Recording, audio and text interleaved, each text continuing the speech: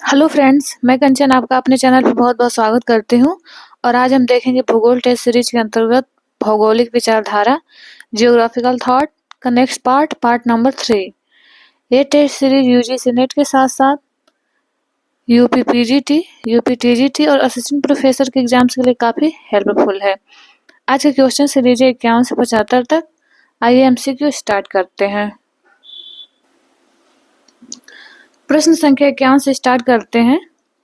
ये पूछ रहा है कि भारत के किस भूगोलवेत्ता ने यह सिद्ध किया है कि सूर्य ग्रहण और चंद्र ग्रहण का कारण जो है सूर्य, चंद्रमा और पृथ्वी के बीच बदलती स्थितियों के कारण बताया गया है। ऑप्शन ए है ब्रह्मपुत्र, ऑप्शन बी है कौटिल्य, ऑप्शन सी है आर्यभट्ट व ऑप्शन डी है भास्कराचार्य। तो देखिए इसका जो राइट आंसर होगा ये होगा ऑप्शन सी आर्यभट्ट द्वारा ये बताया गया है। अगला प्रश्न देखते हैं। प्रश्न संख्या 52 है कि पंच सिद्धांतिका नामक ग्रंथ जिसमें खगोलीय शास्त्र की 5 पद्धतियों की व्याख्या की गई है, इसकी रचना किस भारतीय विद्वान ने की है? ऑप्शन ए है भास्कराचार्य, ऑप्शन बी है वराहमिहिर, ऑप्शन सी है ब्रह्मगुप्त व ऑप्शन डी है आर्यभट्ट। तो जो पंच सिद्धांतिका नामक ग्रंथ है, ये जो ग्रंथ है ये है वराहमिहिर का। तो इसका जो राइट आंसर हो जाएगा ये हो जाएगा ऑप्शन बी वराहमिहिर। अगला प्रश्न देखते हैं। प्रश्न संख्या है 53। किस भारतीय विद्वान ने दशमलव के प्रयोग और महत्व से भारतीयों को अवगत कराया था? ऑप्शन ए है आर्यभट्ट, ऑप्शन बी है वराहमिहिर, ऑप्शन सी है भास्कराचार्य और ऑप्शन डी है ब्रह्मगुप्त।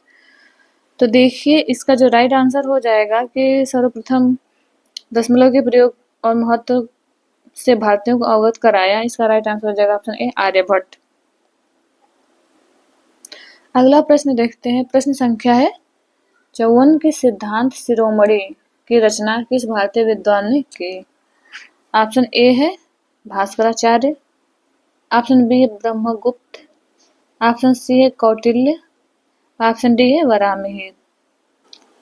देखिए तो इसका जो राइट आंसर होगा ये हो जाएगा ऑप्शन ए भास्कराचार्य।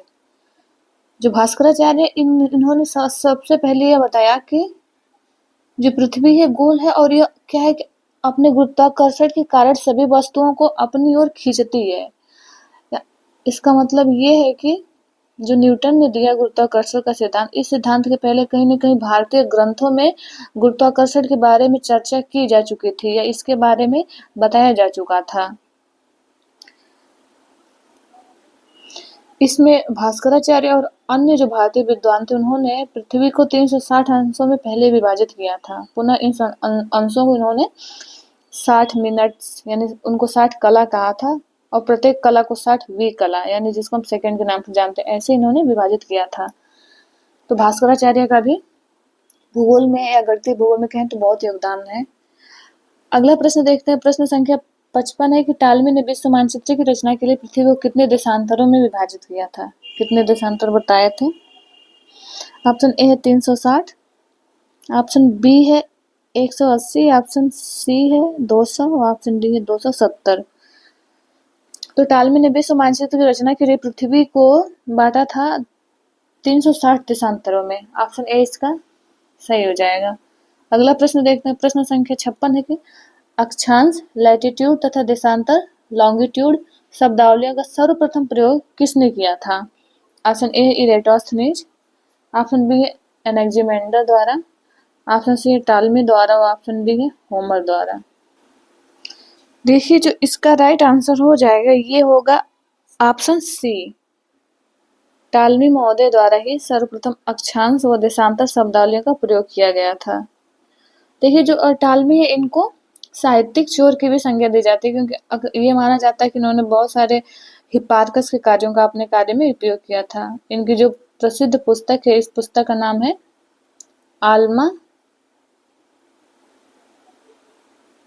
आल्माजेस्ट। जो आल्माजेस्ट है इन्होंने इसमें बहुत सारे गणितीय व खगोल विज्ञान के बारे में लिखा है। ये बहुत इनकी महत्वपूर्ण पुस्तक है। आगे देखते हैं।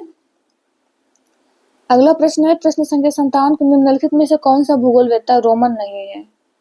इसमें रोमन भूगोलवेत्ता कौन है ये बताना है। Option A Pomponius, option B Ptolemy, option C Strabo, option D Herodotus. तो इसमें से रोमन नहीं है, वो हो जाएंगे हेरोडोटस। जो हेरोडोटस है ये है एक यूनानी भूगोलवेत्ता है। भूगोलवेत्ता और इतिहासकार दोनों ये माने जाते हैं। हेरोडोटस को इतिहास का जनक माना जाता है, साथ ही साथ इन्होंने भूगोल में भी अपना योगदान दिया है, तो इस तरह से ये एक भूगोलवेत्ता के रूप में भी जाने जाते हैं। इतिहासकार तो साथ ही साथ है ही। देखिए जो पोम्पोनियस और टालमी और स्ट्रेबो ये तीनों जो है रोमन भूगोलवेत्ता हैं। अगला प्रश्न है प्रश्न संख्या 58 है कि सर्वप्रथम एक विशिष्ट विषय के रूप में भूगोल की तार्किक विवेचना की थी। ऑप्शन ए है अलेक्जेंडर वान हम्बोल्ट, ये वान हम्बोल्ट रहेगा यहाँ पे। वो ऑप्शन बी है इमैनुअल कांट ने, ऑप्शन सी है डेविड हार्वे ने, व ऑप्शन डी है रिचर्ड हार्टसॉन ने। सर्वप्रथम एक विशिष्ट विषय के रूप में भूगोल की तार्किक विवेचना की थी, वो किसने की थी? तो तार्किक विवेचना जो की थी ये किया गया था, ऑप्शन सी हो जाएगा राइट आंसर।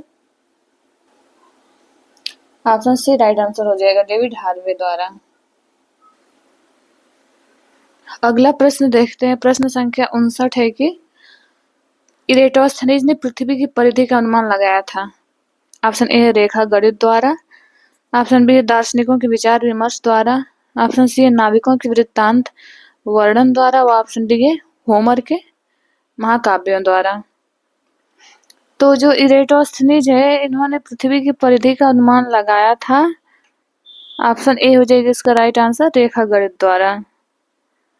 अगला प्रश्न देखते हैं, प्रश्न संख्या 60 है कि चीन के उच्चावच का विशद अध्ययन किया था किसने? ऑप्शन ए है अलेक्जेंडर वान हम्बोल्ट, ऑप्शन बी है एफ रेडजेल, ऑप्शन सी है वान रिchthofen व ऑप्शन डी है वाइडल डीला ब्लास। अलेक्जेंडर वान हम्बोल्ट ये हो जाएगा। तो देखिए जो चीन के उच्चावच का जो विशद अध्ययन किया, देखिए इसका जो राइट आंसर हो जाएगा ये हो जाएगा, राइट आंसर हो जाएगा ऑप्शन सी वान रिchthofen। जो वान रिchthofen महोदय हैं इन्होंने चीन का भूगोल नामक एक विस्तृत अध्ययन किया है। चीन का भूगोल नामक एक पुस्तक लिखी है। इसमें इन्होंने चीन के उच्चावचों का विशद रूप से या कहें कि विस्तृत रूप से अध्ययन किया है। एक जर्मन विद्वान है और इन्होंने भूगोल को कहा है, भूगोल को इन्होंने कहा है कि भूगोल एक कोरोलॉजिकल साइंस है, यानी क्षेत्र वर्णनी विज्ञान, इन्होंने भूगोल को कहा है। ये सबसे महत्वपूर्ण इनका जो वाक्य है कि भूगोल एक क्षेत्र वर्णनी विज्ञान है।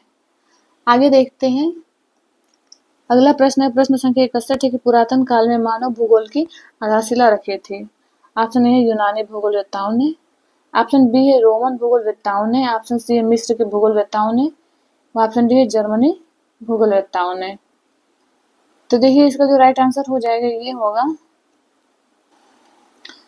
ऑप्शन ए, यूनानी भूगोलवेत्ताओं ने प्राचीन काल में सबसे पहले भूगोल की आधारशिला रखी। आगे देखते हैं प्रश्न संख्या 62 है कि निम्नलिखित अरब विद्वानों में से किसको विस्तृत यात्राओं तथा भौगोलिक महत्व के लिखित विवरणों के लिए सर्वाधिक जाना जाता है। ऑप्शन ए है इब्न हाकल, ऑप्शन बी है अल मसूदी, ऑप्शन सी है अल बरूनी व ऑप्शन डी है इब्न बतूता।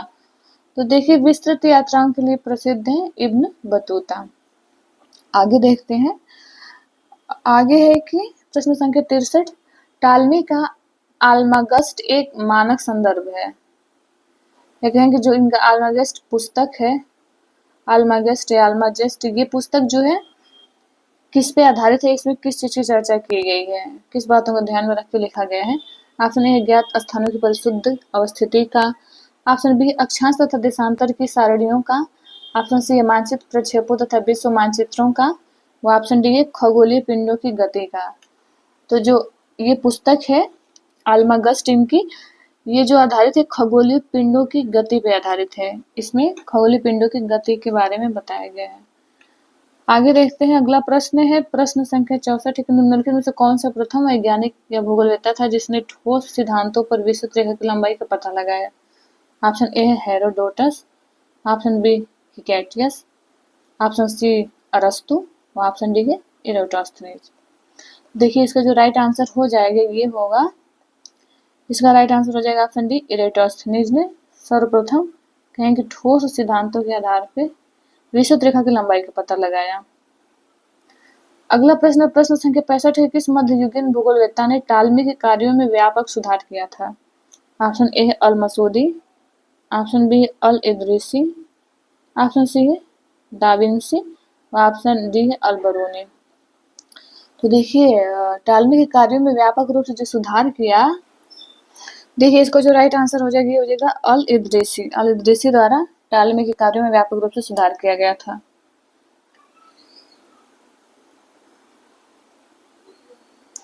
अगला प्रश्न, प्रश्न संख्या 66 के निम्न विद्वानों में से किस एक ने सर्वप्रथम विश्व भूखंड को 3 महाद्वीपों यूरोप, एशिया और लीबिया, इन्होंने अफ्रीका को लीबिया कहा, लीबिया में विभक्त किया है? ऑप्शन ए है अनेक्जिमेंडर, ऑप्शन बी है हिकेटियस, ऑप्शन सी है हेरोडोटस, ऑप्शन डी इरेटोस्थनीज। देखिए इसका जो राइट आंसर हो जाएगा ये हो जाएगा हेरोडोटस। हेरोडोटस ने ही विश्व भूगोल को, भूखंड को 3 महाद्वीपों में बांटा था। अगला प्रश्न देखते हैं, प्रश्न संख्या 67 है कि जियोग्राफिया जनरलिस नामक पुस्तक की रचना किस भूगोलवेत्ता ने की थी? ऑप्शन ए है हिपार्कस, ऑप्शन बी है वारेनियस, ऑप्शन सी है हम्बोल्ट, ऑप्शन डी है रिटर। तो देखिए इसका जो राइट आंसर हो जाएगा ये होगा वारेनियस द्वारा जियोग्राफिया जनरलिस्ट जो पुस्तक है इसके लेखक है वारेनियस महोदय। अगला प्रश्न है, प्रश्न संख्या 68 है, किस भूगोलवेत्ता ने विचार प्रस्तुत किया कि भूगोल विज्ञान की तुलना में एक वर्णनात्मक या वर्गीकृत विषय है? ऑप्शन ए है वारेनियस, ऑप्शन बी है रिस्थोफेन, ऑप्शन सी है कांट और ऑप्शन डी है हिकेटियस। तो भूगोल को कहेंगे वर्णनात्मक रूप में किसने बताया या वर्गीकृत? इसका जो राइट आंसर हो जाएगा ये हो जाएगा ऑप्शन ए वारेनियस महोदय द्वारा। प्रश्न संख्या 69, किस भूगोलवेत्ता ने यह जोर देकर कहा कि सामान्य भूगोल प्रादेशिक और प्रादेशिक भूगोल सामान्य पर आधारित है? ऑप्शन ए है कांट, ऑप्शन बी है वारेनियस, ऑप्शन सी है हम्बोल्ट और ऑप्शन डी है टालमी महोदय द्वारा। तो ये कहा है वारेनियस महोदय ने कहा कि सामान्य भूगोल प्रादेशिक है और प्रादेशिक भूगोल सामान्य, दोनों एक दूसरे से अंतर संबंधित है या एक दूसरे पे अंतर निर्भर है। अगला प्रश्न है, प्रश्न संख्या 70, निम्नलिखित में से किस भूगोलवेत्ता को आराम कुर्सी वाला दार्शनिक भूगोलवेत्ता के रूप में जाना जाता है? ऑप्शन ए है वारेनियस, ऑप्शन बी है कांट, ऑप्शन सी है हम्बोल्ट और ऑप्शन डी है रैटजेल। तो देखिए आराम कुर्सी वाले जो दार्शनिक माने जाते हैं इसमें ये हो जाएंगे, इसका जो राइट आंसर हो जाएगा ये हो जाएगा ऑप्शन बी। प्रश्न संख्या 71 देखते हैं, निम्नलिखित में से वह प्राथमिक विद्वान कौन था जिसने यह विचार प्रस्तुत किया था कि अधिकतम तापमान विषुवत रेखा पर नहीं बल्कि आयन रेखाओं के निकट उष्ण मरुस्थलों में पाया जाता है? ऑप्शन देखते हैं, ऑप्शन ए है वारेनियस, ऑप्शन बी है टालमी महोदय, ऑप्शन सी है हम्बोल्ट और ऑप्शन डी है रिटर। तो ये सबसे पहले मतलब ये विचार प्रस्तुत किया था कि आयन रेखाओं पर नहीं बल्कि उष्ण मरुस्थलों में पाया जाता है, ये कहा था वारेनियस महोदय द्वारा। प्रश्न संख्या 72 है कि निम्नलिखित में से कौन सा कथन असत्य बताना है हमें? इमैनुअल कांट का जन्म रूस के कोनिग्सबर्ग में हुआ था।